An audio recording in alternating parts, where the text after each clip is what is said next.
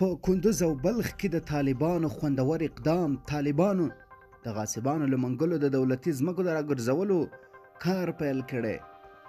په سلامونه مو هرکلی کوم. کندوز اوسیدونکي وایي د غاصبانو له منګلو د دولتي ځمکو د راګرځولو هرکلی کوو. د کندوز یو شمېر اوسیدونکي وایي له زورواکو څخه د دولتي ځمکو د راګرځولو هرکلی کوي او زیاتوي چې په دې اړه جوړ شوی کمیسیون ګټور تمام شوی. کندوز ولایت کې د سیمه ییزو مسؤلینو لخوا د 250 جربه دولتي ځمکه له غاصبانو ګرځول شوې ده. د کندوز اوسیدونکي وایي چې د سرپرست حکومت دا اقدام د ستاینې دی او ټینګار کوي چې باید ټولې دولتي ځمکې له زورواکو بیرته واخیستل شي. خلکو د کندوز ابدان دښتې ته په اشارې ویلي هره ورځ دولتي ځمکه چې ښه تفریحي ځایونه پکې جوړېدای شي ډېره برخه یې په زورواکو نیولې ده او ځینې برخې یې د کورونو جوړولو په هدف هم پلورل شوي دي.